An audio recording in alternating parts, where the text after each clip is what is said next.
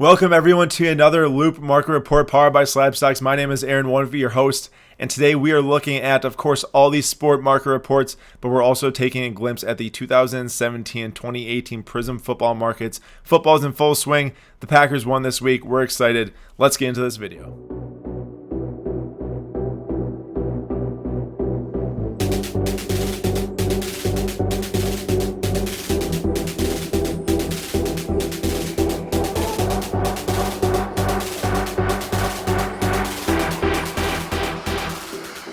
Today's intro, I will be talking to you about the difference between 2017 Prism and 2018 Prism football. Now, what you see here, all those same rules apply for 2016 Prism versus 2019 Prism. So 2016 and 2017 are lumped into the same category.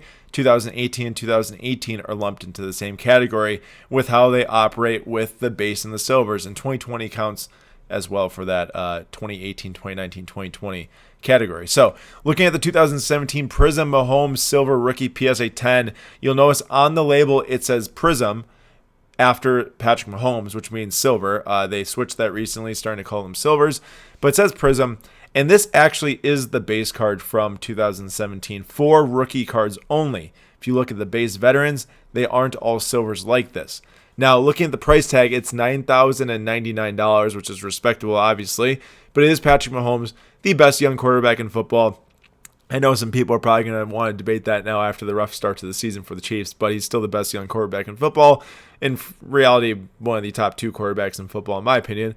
And comparing that to a 2018 Prism Silver Rookie PSA 10 of Lamar, it's $7,750, and you might be sitting here thinking, well, that's just crazy. Why is Mahomes only $1,000 some more than Lamar Jackson? This sale was from July 14th, and that's all because of the print of these cards. In 2018, they switched it where 2018 actually had base rookie cards. As you can see here on this picture, where it's not a silver, it's just a flat base card. This is a PSA 10.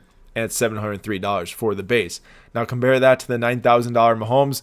Clearly, very different cards. If we do look, though, at the population reports, I have the Patrick Mahomes highlighted here. So you're looking at the Prism one. I'll unclick it now so you can see it better. So there's 4,074 total graded, 877 10s. And this Prism is the base. If you scroll up to the top, there's no Mahomes that has nothing here for the attributes. If there's nothing there, that means base. The Prism is the base rookie cards in 2017 and 2016 Prism, which includes like Dak Prescott and Ezekiel Elliott and Carson Wentz. But 877 are PSA 10s. There was a defect on a lot of these cards where the front had like a little dimple print on the front. But if you look at the 2018 Prism Silver Lamar Jackson, there's only 24 PSA 10s. So they're super, super rare compared to the Mahomes. 24 versus over 800, only 135 total grade by PSA. If you look at the base for Lamar Jackson, this would line up more with the Patrick Mahomes. Let's see if we can get this to pull up here. There we go. Scroll to the top, and we've got 599 PSA 10s out of 4,723 total graded with some, 8.5s in there, but around 4,750 graded. And if you look at the Mahomes, there's 4,074 graded, 877 10s for Mahomes, and there is 599 10s for Jackson. So Lamar Jackson's also a very tough to grade base card. Like, this is one of the toughest to grade modern base cards there actually is of any card in any sport. So very important card there too with the 2018 Prism Lamar Jackson base PSA 10.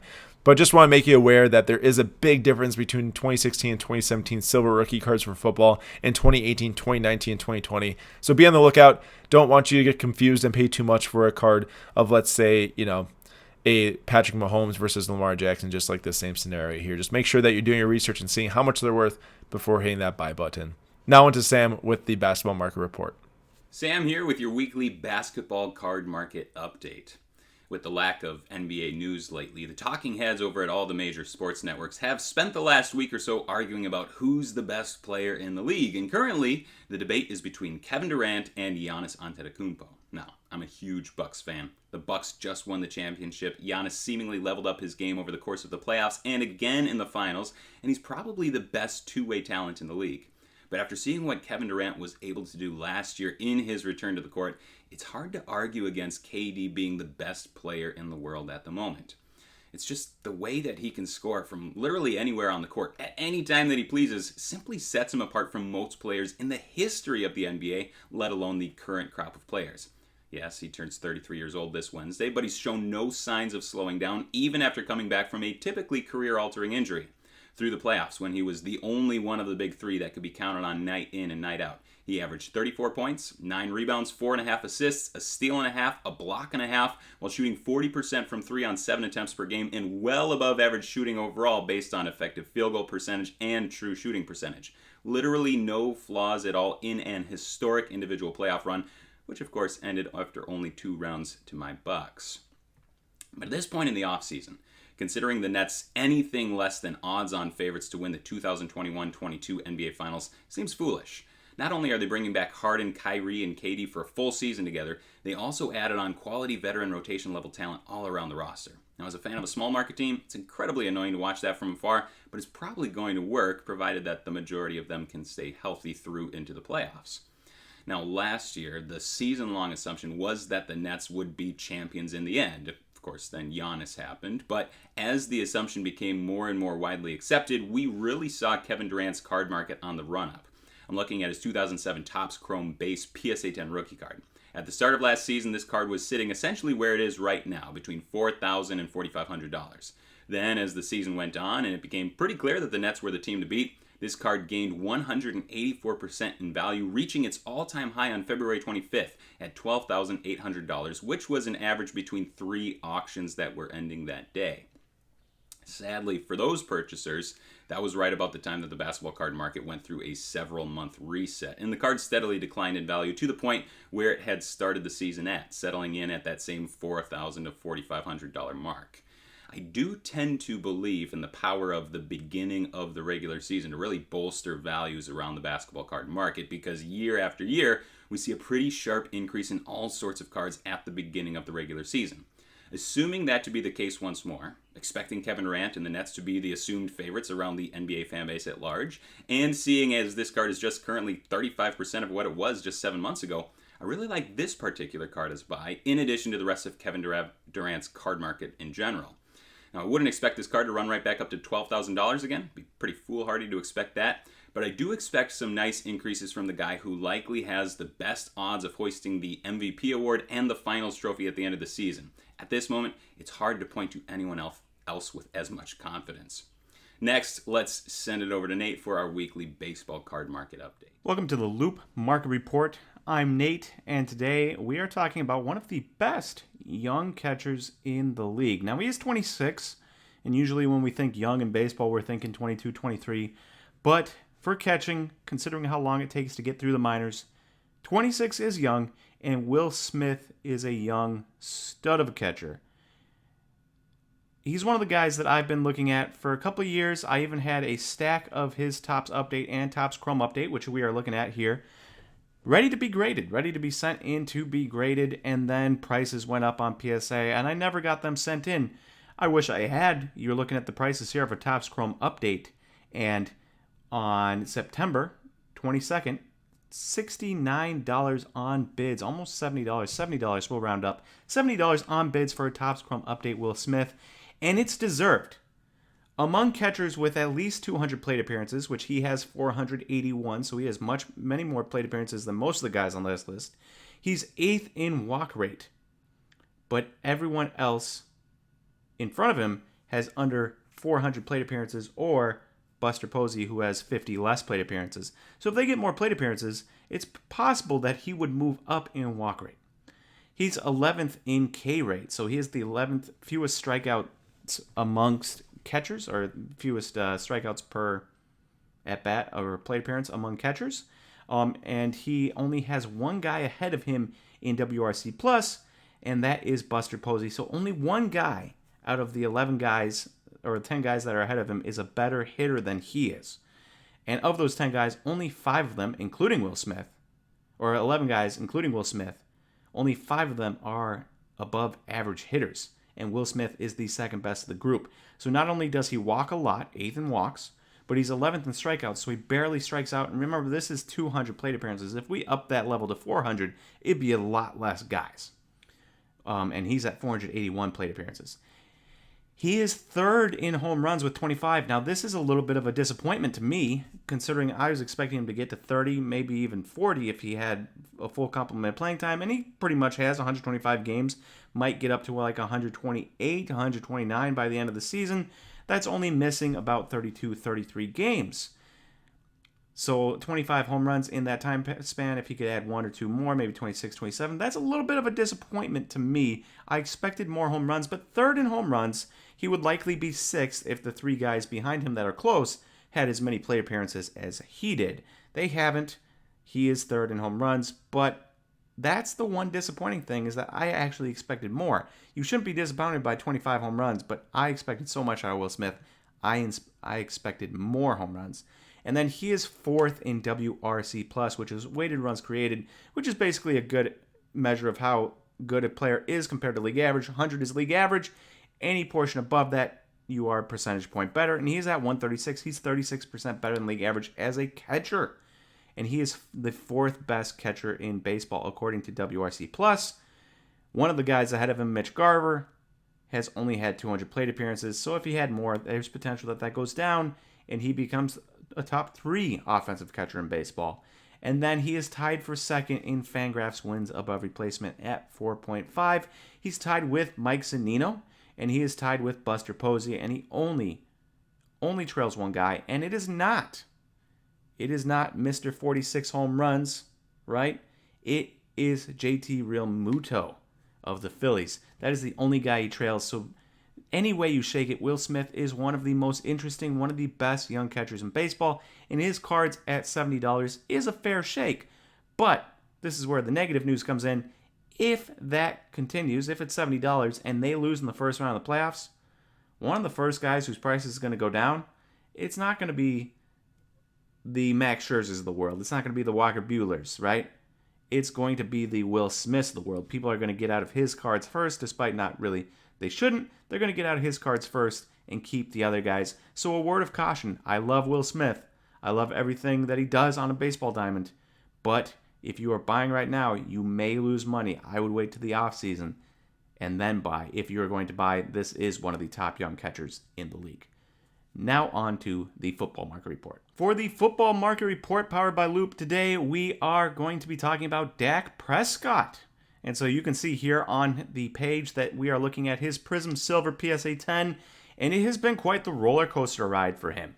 So back in July, it was low $750, and then it spiked to $900, and then it dropped, and then it spiked again, $980, and then it dropped, and then the season got started, and it has been slowly going up. The last sale, $1,025 on a buy it now. So Dak Prescott has been a hot card. You can see from the start of the season till now, it is up big time. $685 to $1,025. That's a huge, huge gain. Now the question is it deserved?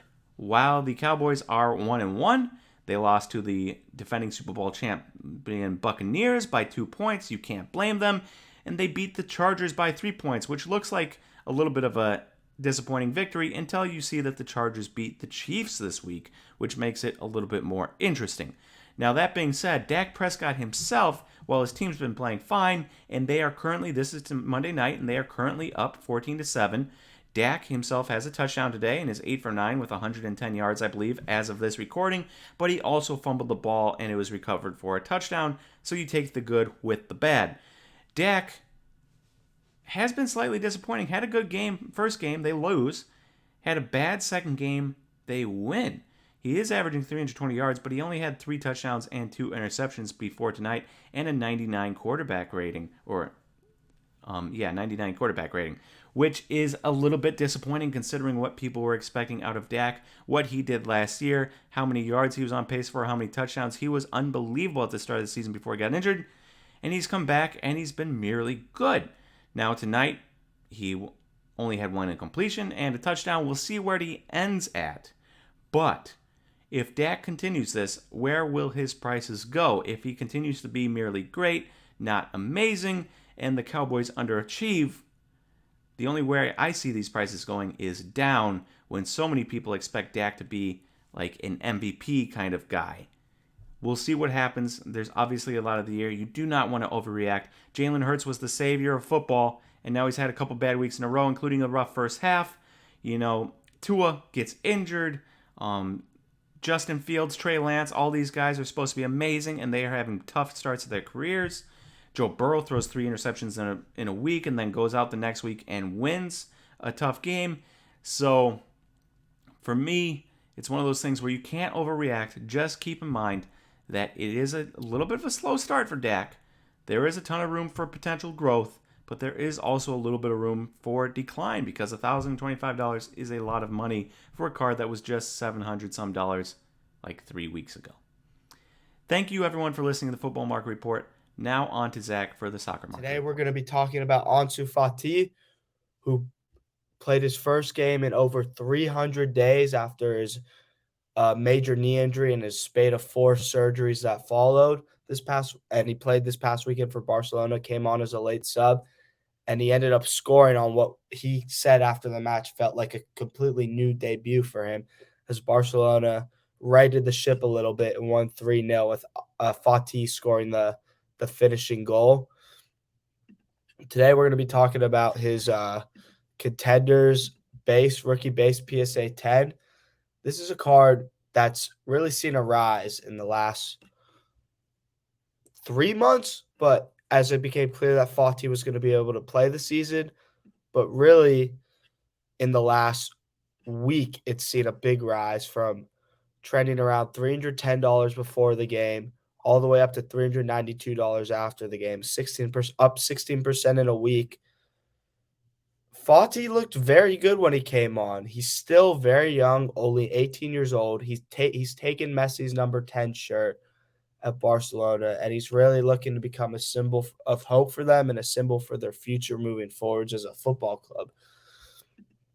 And the hype is there for him right now. He was obviously a player. You look back at his prices over the past year. This card at one point was $861, and he was one of the most highly valued players on the market. It was him and Haaland carrying that 2019 rookie class, and obviously Fati with all the injuries.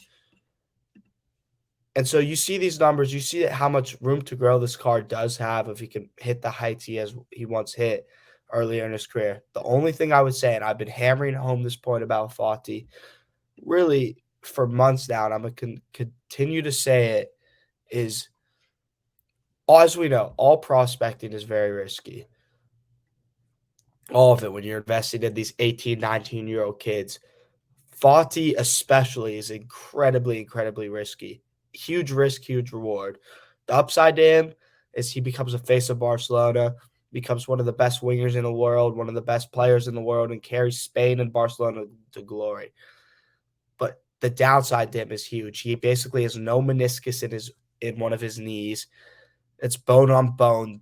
Historically, in the past, when we've seen athletes with similar type of knee injuries, their careers have not lasted very long at all. So there could be a lot of money to be made in the short term and even in the long term if he's able to avoid injury. But we have to remember, if you're putting in Fati, you have to be okay with that investment going to zero because it could all go crashing back down again. And I hate to say it because I really want him to succeed. He's a really exciting young player to watch, a ton of quality, but just remember, buyer beware when investing in Fati, though. His cards are up due to his flash he showed coming on for Barcelona this past weekend and excitement about what he's going to do this season and moving forward. Thanks everyone for watching this week's Loupe Market Report. We are very happy you joined us. We hope to see you in the next episode. Look out next Wednesday for the episode, and we will see you all there.